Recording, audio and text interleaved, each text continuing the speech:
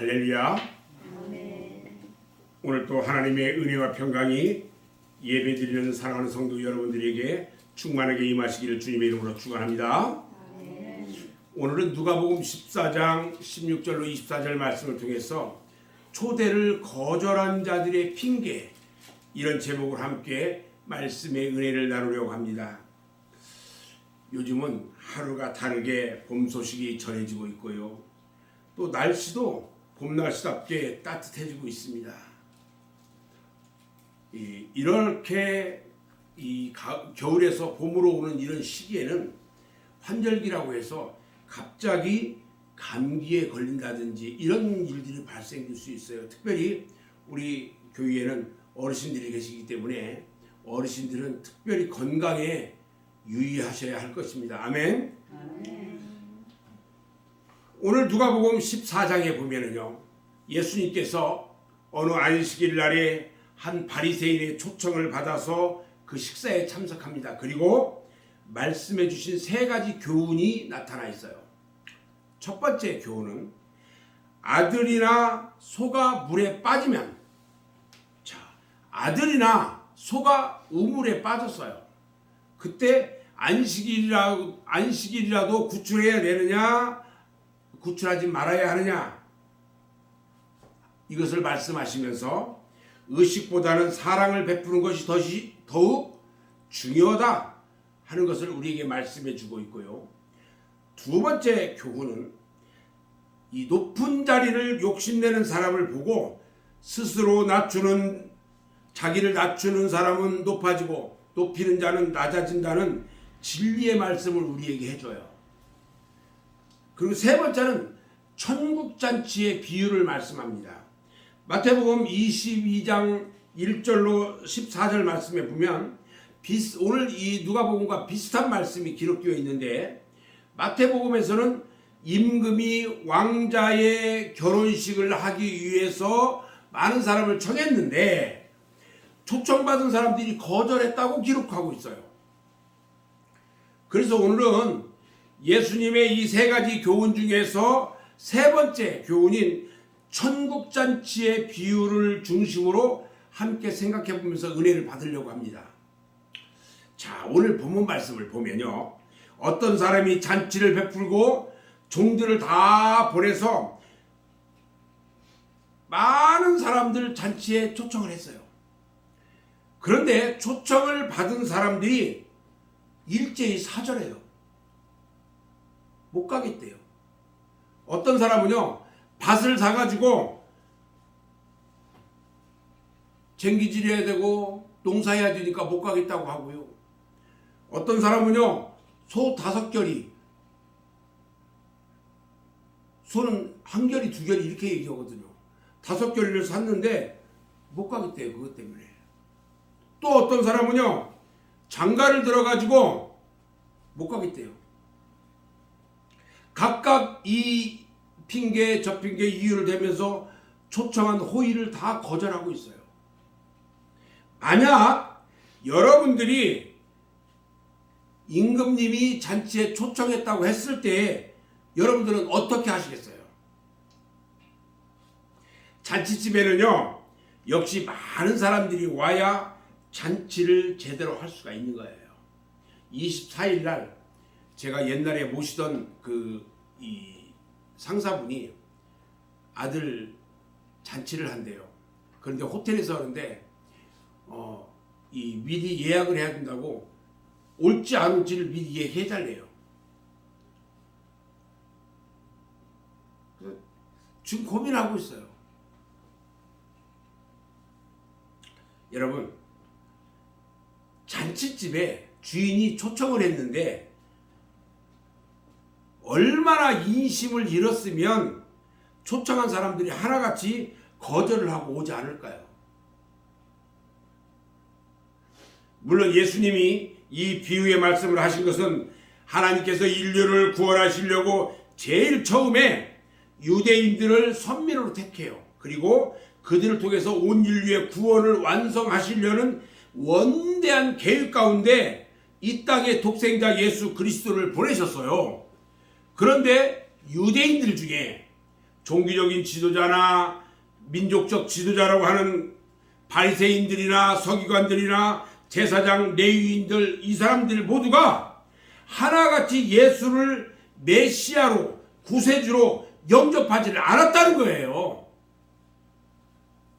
결국 우리 하나님께서는요, 이방인들에게 구원의 계획을 바꾸셔서 끝까지 복음을 전하게 하시고 또 인류 구원의 계획을 완성하게 하신다는 말씀을 우리에게 주고 계신 겁니다.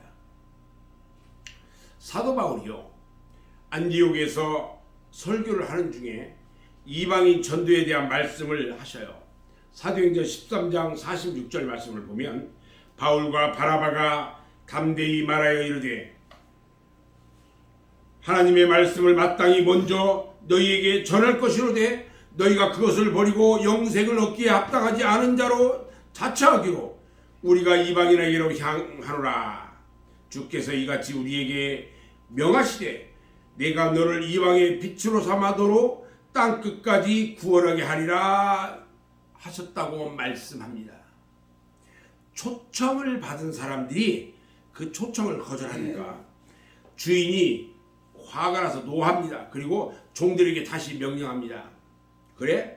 오지 않았다 이거지? 그러면 너희들은 나가서 거리에 나가가지고 가난한 자, 눈먼 자, 다리 저는 자, 이 사람들 다 데려와서 이 잔치자리를 채워라.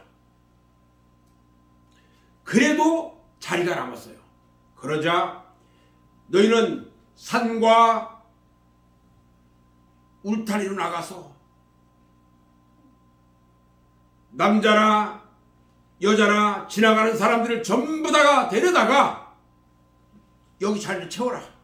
이렇게 말씀해요. 그런데요, 여러분, 그 초대에, 잔치자리에 첫 번째 초대를 거절한 사람이 누군지 알아요? 첫 번째 초대를 받아가지고요, 거부한 사람들이 누구냐면 유대인들이에요. 이 비유는요, 하나님의 초청을 거절한 유대인들에게는 대단한 위협인 거예요.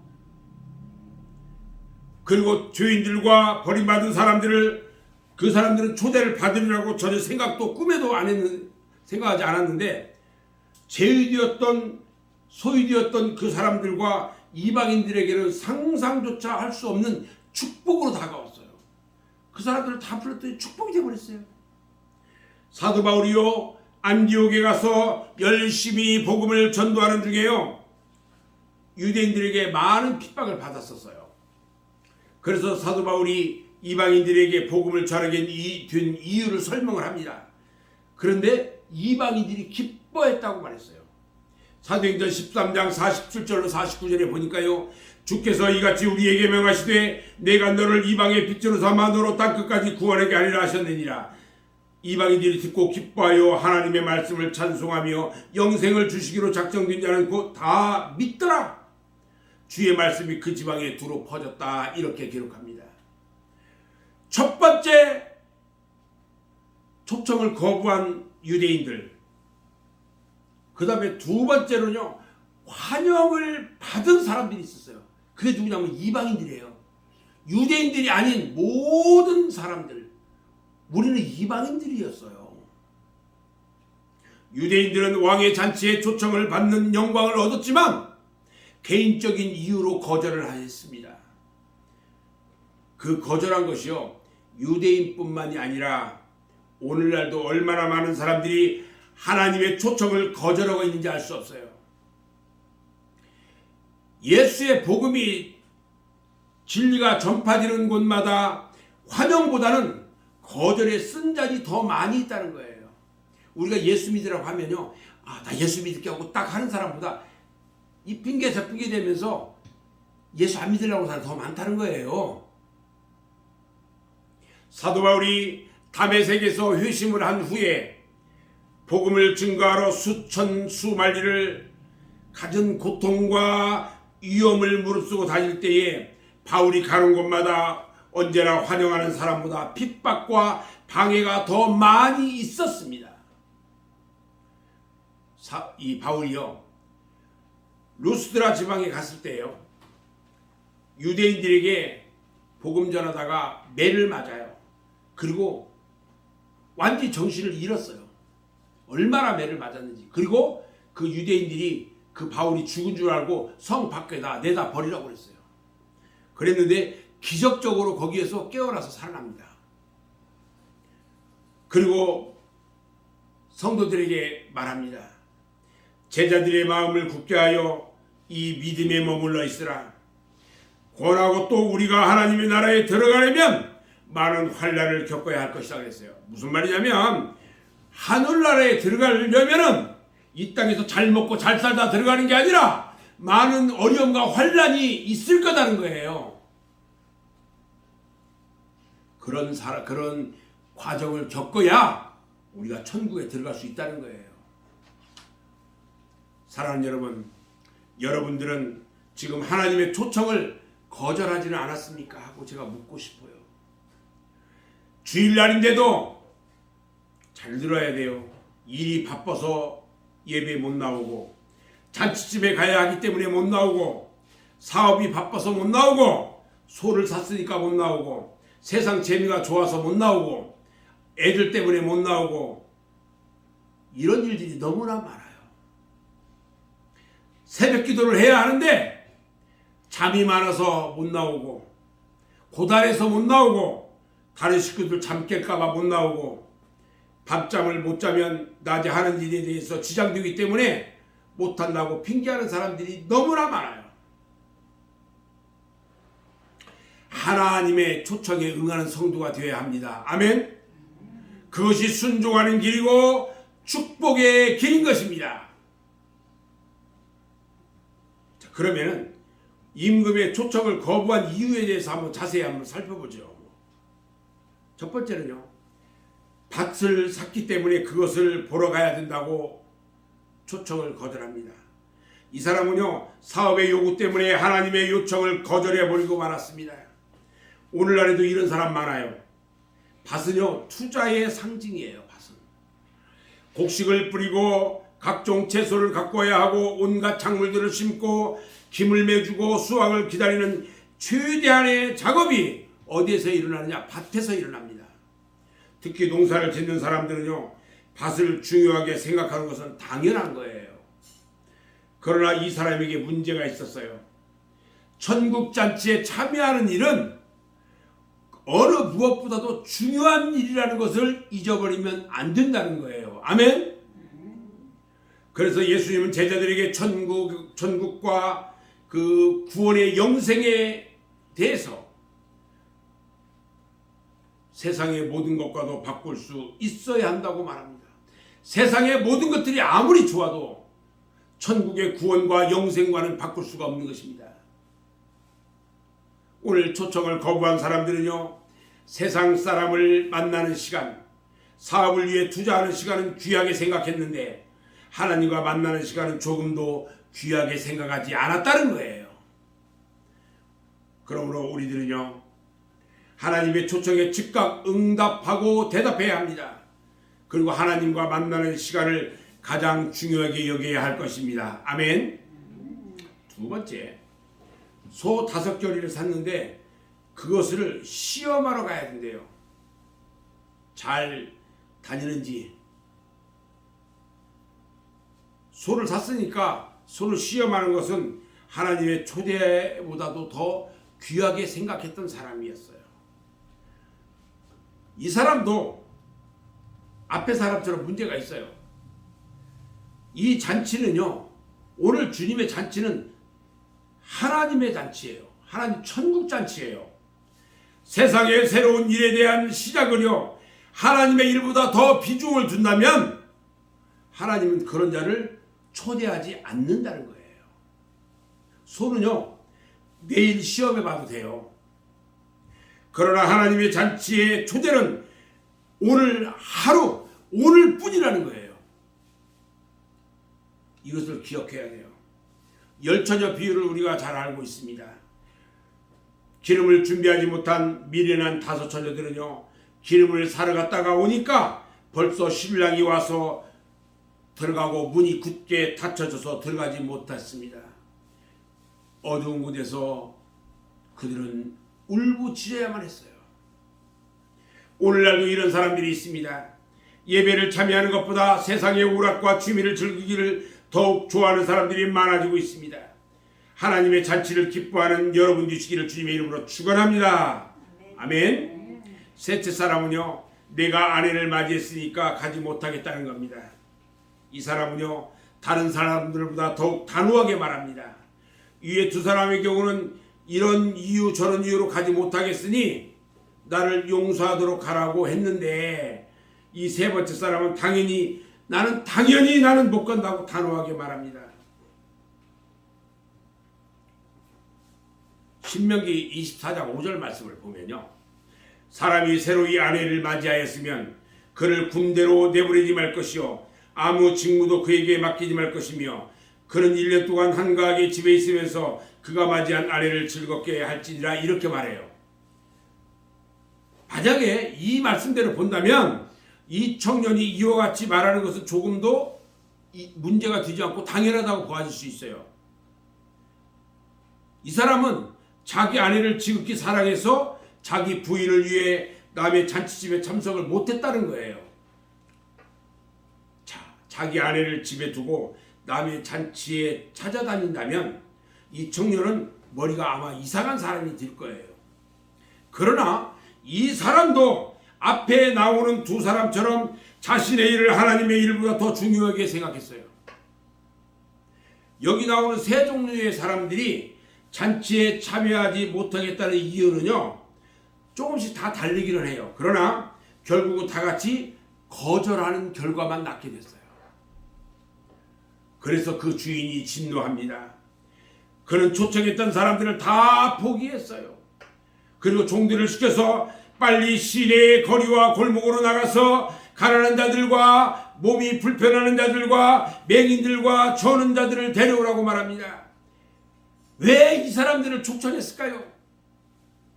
그것은요, 이 사람들을 청하면 그들은 임금의 자리에 영광으로 생각해서 다 올 것이기 때문에 그 사람들을 초청했어요. 사랑하는 여러분, 오늘날도요, 하나님의 축복의 잔치자리에 초대받고 오지 않는 사람이 너무나 많이 있습니다. 우리가 교회에 가자고 하는 것은요, 하나님의 축복의 잔치자리에 오는 것입니다. 아멘. 오늘 본문 말씀을 세 사람들처럼, 오늘 본문 말씀에 그 거절한 세 사람들처럼요, 그럴듯한 핑계와 이유가 있어요. 세상 사람은. 그러나 그런 사람은 하나님 나라에 합당하지 못한 사람들입니다. 마태복음 10장 37절 38절에 보면 아버지나 어머니를 나보다 더 사랑하는 자는 내게 합당하지 아니하고 아들이나 딸을 나보다 더 사랑하는 자도 내게 합당하지 아니하며 또 자기 십자가를 지고 딸을 따르지 않는 자도 내게 합당하지 않다고 우리 주님은 말씀하셨어요. 자, 오늘 두 번째 초대받은 사람들이 있어요. 잔치를 열고 손님을 기다리던 주인, 곧 임금은요, 초청의 대상이 되지 않는 사람들을 다 부릅니다. 세리, 그 다음에 죄인들, 가난한 자, 불구자, 소경들, 절름발이, 당시 유대 사회에서 진실로 버림받아서 아무런 가치가 없는 생활을 하는 그날 살아가는 사람들을 잔치에 초청을 합니다. 아무도 그 사람들을 동정하지 않았어요. 이것이 바로 하나님의 은혜이고 예수 그리스도의 사랑이라는 것을 알아야 합니다. 우리 주님은요, 마가복음 2장 17절에서 말씀합니다. 저희에게 이르시되 건강한 자에게는 의사가 쓸데없고 병든 자에게라야 쓸데있느니라. 나는 의인을 부르러 온 것이 아니요 죄인을 부르러 왔노라 말씀하셨어요. 우리 주님은요, 길을 찾지 못하고 방황하는 사람들을 부르십니다. 인생을 목자 되시는 하나님 품을 떠나서 어디로 와서 어디로 가는가를 알지 못하는 목자 없는 양과 같습니다. 이런 인생을 우리 주님께서는 불쌍히 여기셨다는 것입니다. 어쩌면 우리 인생은요, 누가복음 15장에 기록된 탕자처럼 방황하는 존재일지도 모릅니다. 하나님은 이같이 유리하고 방황하며 곤경에 빠진 인생을 찾으시며 기다리고 계시는 것입니다. 아멘. 또 누구를 부르냐면 수고하고 무거운 짐진 자를 부릅니다. 마태복음 11장 28절에 보면 수고하고 짐진 자들아 다 내게로 오라 내가 너희를 쉬게 하리라 이렇게 말씀합니다.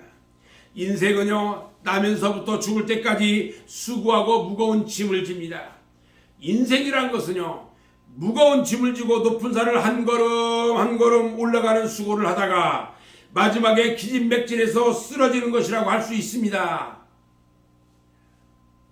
죄의 종, 육신의 종으로 살다가 죽는 것이 인간이에요. 우리 주님께서는 이 무거운 짐을 지고 쓰러진 그 인간을 부르고 계시다는 거예요. 세 번째로 누구를 부르느냐? 목마른 사람을 불러요. 요한복음 7장 37절에 보면 누구든지 목마르거든 내게로 와서 마시라고 말씀하셨고요. 요한복음 4장 14절에 보면 내가 주는 물을 마시는 자는 영원히 목마르지 아니하나니 내가 주는 물은 그 속에서 영생하도록 솟아나는 샘물이 되리라고 말씀하셨습니다. 그러므로 우리 주님은요 목말라 방황하는 인간에게 생수가 되시는 분인 것입니다. 아멘. 그러므로 주님께서 지금도 목마른 인생을 부르시는 것입니다. 오늘 본문에 세리와 죄인, 가난한 자, 불구자, 절름발이, 맹인들을 불러서 초대했을 뿐만 아니라 아직 빈자리가 많자 이방 사람들까지 초대해가지고 자리를 메꿨다고 했습니다. 이 말은요 복음이 유대인들에게서 죄인과 세리 그리고 이방인에게로 옮겨졌다는 거예요. 복음이 이제 복음은요 세계적이며 우주적인 것으로 바뀌어졌습니다. 하나님께서요 하나님의 선민임을 자처했던 그 유대인들, 하나님의 초대를 거부했던 유대인들은요 미안하지만 우리 하나님이 정한 자리에 참여하지 못하리라고 했습니다. 하나님께서 천국에 초대했는데 그들은 그 초대에 응하지 않았다는 거예요. 유대인들은 하나님께서요 천국문을 닫으면 아무도 들어갈 수도 없고요 그 열면 누구도 닫을 사람이 없는 겁니다. 우리는 하나님께서 그 천국문을 열어놓았을 때에 빨리 초청에 응해야 하는 것입니다. 아멘. 오늘의 우리들도 마찬가지예요.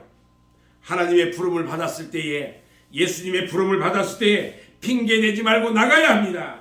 하나님이 나에게 사명을 주었을 때에 핑계하지 말고 순종하고 충성해야 합니다.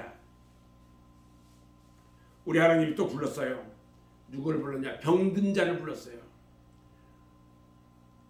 오늘 본문 21절 말씀에 말합니다. 빨리 시내의 거리와 골목으로 나가서 가난한 자들과 몸 불편한 자들과 맹인들과 저는 자들을 데려오라 했고요. 또 23, 24절에서도 온 갈릴리에 두루 다니며 그들의 회당에서 가르치고 천국 복음을 전파하시고 백성 중에 모든 병과 모든 악한 것을 고치시니 그의 소문이 온 수리아에 퍼졌다 그랬어요. 많은 사람들이 앓는 자, 곧 병에 걸려서 고통당하는 자, 귀신 들린 자, 간질하는 자, 중풍병자들을 데려오니까 우리 예수님께서 그들을 다 고쳐줬다고 말했어요. 다시 말하면 우리 주님께서는요 모든 병든 자를 고치려고 이 세상에 오셨다는 거예요. 아멘. 또 부릅니다. 어떤 자를 부르냐? 마음이 피곤한 자를 부릅니다. 주님은 지금도 세상에 지치고 상처받고 어찌할 바를 알지 못하는 탕자와 같은 우리들을 부르고 계신다는 겁니다. 이 주님이 부르시는 음성을 듣고 주님께로 나오는 자들에게는 영원한 평강과 평안함을 우리 주님께서 주시는 것입니다. 아멘. 자, 그러면 오늘날 그리스도인들이 핑계를 대는데 무슨 핑계를 댈까? 예수님께서 말씀하신 비유의 말씀은요 당시의 유대인들이나 소위 계층의 이 사람들에게 많은 파문을 일으켰어요. 사실상 그 유대인들은 하나님의 선민으로서 택함을 받았는데 그 구원을 스스로 포기했거든요. 그리고 메시아인 예수 그리스도를 십자가에 못 박고 말았어요. 그런데 문제는 그 당시 유대인들이 문제가 아니라 오늘날 우리 성도들이 문제라는 거예요. 어떤 문제냐? 오늘 말씀에 나오는 것처럼 이 핑계 저 핑계를 대면서 하나님의 부르심에 응하지 않는 교인들이 너무나 많다는 거예요. 자, 오늘 여러분들은 하나님 앞에 혹시 핑계를 대지는 않는지 묻고 싶어요. 반일도 바쁘고 추수하기도 바쁘고 결혼식에 또 와야 되고 환갑잔치도 가야 되고 뭐 등등 핑계가 많아요. 오늘날 많은 성도들이요, 적당히 핑계를 대면서 하나님 잔치에 부르심에 거부하고 있다는 거예요. 오늘 말씀을 보니까 청함받은 사람들이요, 이 핑계 저 핑계로 모두 잔치에 참여하지 않습니다. 그 결과가 어떻게 되었어요? 지들이 참석 안 하면 그 잔치가 안 될 줄 알았어요. 그런데 잔치는 계속 되었어요. 하나님의 교회나 하나님의 일을 절대로 어느 특정인 몇 사람에 의해서 중단될 수는 없는 겁니다. 오히려 다른 사람들로 잔치는 채워져 가지고 성황을 이루었어요. 그리고 청함을 받았던 사람들은 하나도 잔치를 맛볼 수가 없었다는 것입니다. 여러분, 저를 보세요. 하나님의 잔치에 여러분들 다 참여해야 합니다. 아멘. 저는 이제 말씀을 마무리하려고 합니다. 하나님 앞에는 핑계가 있을 수가 없어요. 아무리 그럴듯한 이유로서 합리화를 시키려 해도 안 되는 겁니다. 문제는 하나님의 일도 귀하고 우리가 살아가는 생활도 중요합니다. 그러면 어떻게 해야 하느냐? 우선순위를 정해야 돼요. 무엇을 먼저 해야 하느냐가 중요한 거예요. 농사일도 순서대로 해야 힘도 덜 들고 하기가 쉬워요. 어떤 일을 하더라도 순서를 잘 정해서 해야 되는 거예요. 자, 그러면 하나님의 일을 먼저 하느냐, 내 일을 먼저 하느냐? 여러분들이 주의해야 할 것은요, 절대 사탄의 그럴듯한 이유, 사탄의 달콤한 유혹에 넘어가지 않아야 합니다. 사탄이 하와를 유혹할 때요, 하와가 선악과를 보니까 선악과가 어떻게 생겼냐면 먹음직도 하고 보암직도 하고 지혜롭게 할 만큼 탐스럽기도 했다고 그랬어요. 그래서 그 여자가 그 열매를 홀딱 따먹고 자기 남편에게도 갖다 줬어요. 그래서 먹었다고 그랬어요. 선악과를 따먹은 아담과 하와는 에덴 동산에서 쫓겨납니다. 그리고 그들은 세상에서 고딕의 일을 해야 돼요. 저주를 받았어요.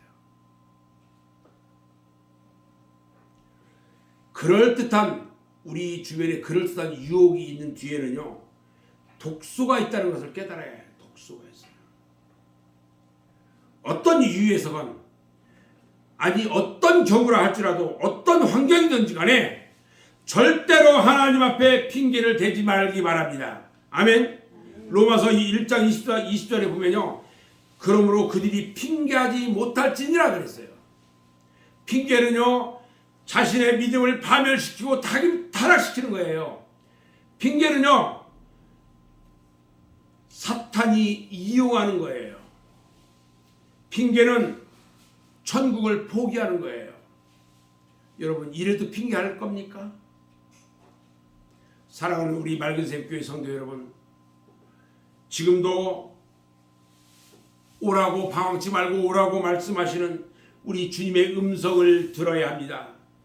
그리고 주님, 내가 여기 있습니다. 주님, 나를 써주세요. 주님, 이 무익한 종을 불러서 사명 주시고 주님의 일꾼으로 써주세요. 이렇게 말씀하시는 여러분 모두가 되시기를 주님의 이름으로 축원합니다. 아멘.